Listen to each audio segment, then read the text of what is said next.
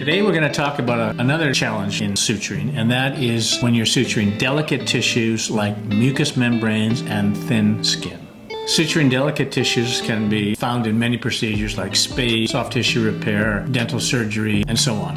When suturing delicate tissues, one should consider using a taper point needle as opposed to a cutting needle. Taper point needles separate the tissue almost like a swimmer going through the water in a breaststroke. It separates the tissue as it penetrates through and then quickly closes once the needle pushes out the other end. As opposed to a cutting needle, which cuts the tissue and carves a bigger hole in the tissue as it's penetrating through.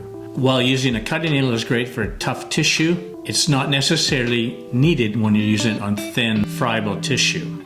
And you don't want to cut through tissue that is thin and friable with a cutting needle when an alternative needle like a taper point needle will be sufficient. One of the most common taper point